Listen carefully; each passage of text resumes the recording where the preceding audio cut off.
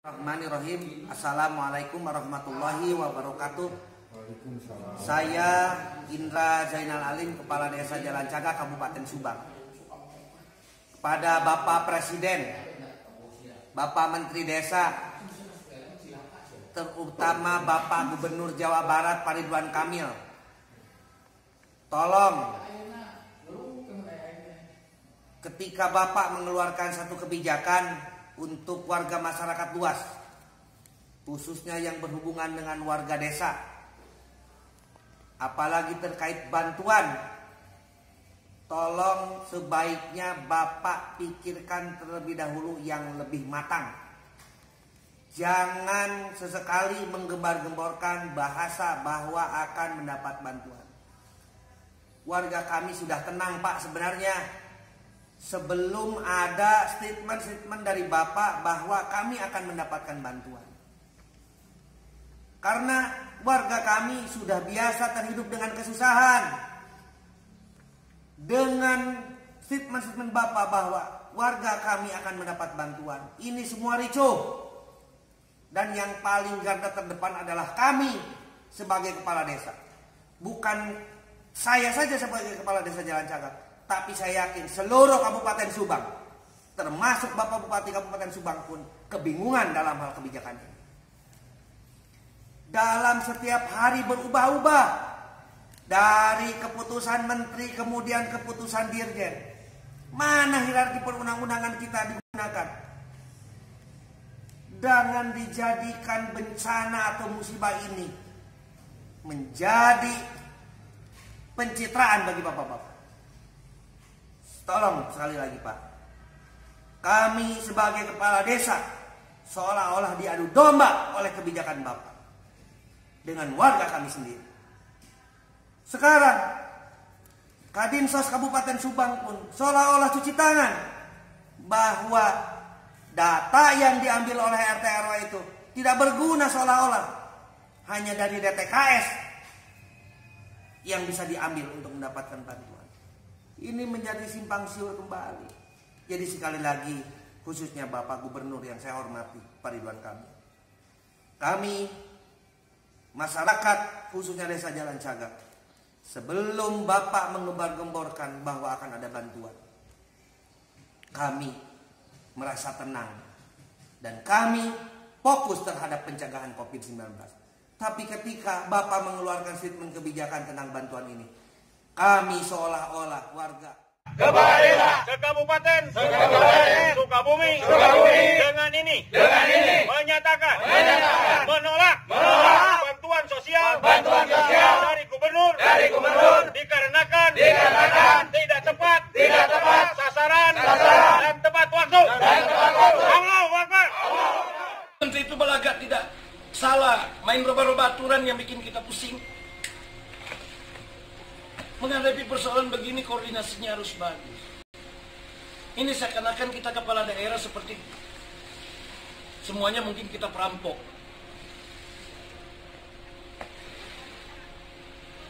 Seharusnya kan diberikan saja kewenangan kita, diawasi oleh KPK, diawasi oleh polisi, diawasi oleh pihak kejaksaan.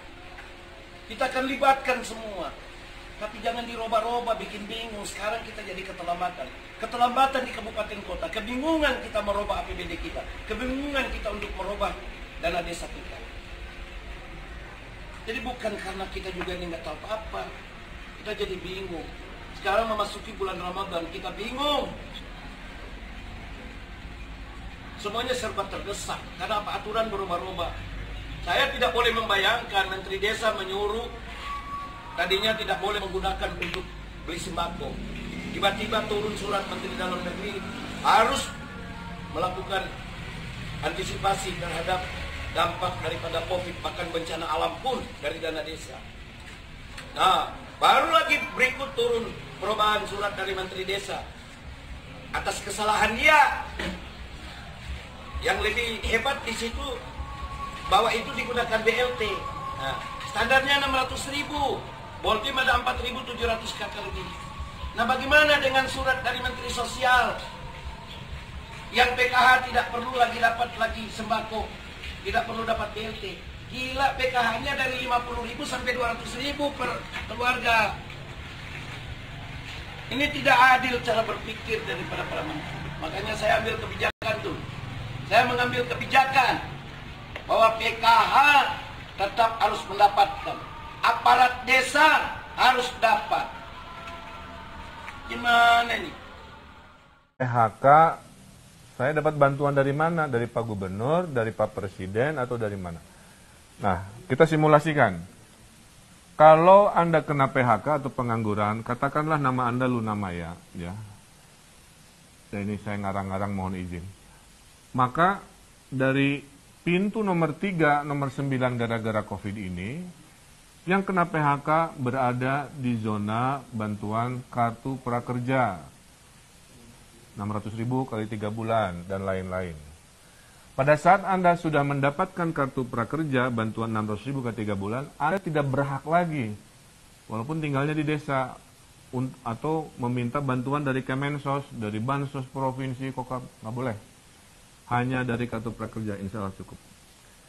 Simulasi kedua, jika ada warga desa menjadi lebih susah hidupnya karena COVID, katakanlah namanya Sahrini, Ampura Ece Sahrini, saya pakai namanya, maka Sahrini ini dibantunya tidak di nomor yang lain, hanya di nomor bantuan nomor 5, namanya dana desa.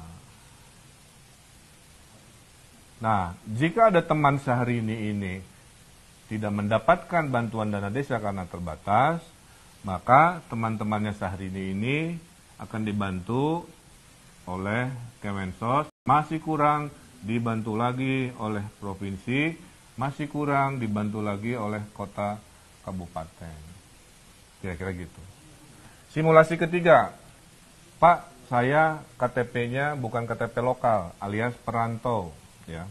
Kalau Anda perantaunya tinggalnya di Jabodetabek, maka Anda dibantu Pak Jokowi oleh Pak Presiden, 600.000 kali 3 bulan juga. Maka perantau ini masuknya adalah bantuan nomor 3, yaitu Bansos Presiden.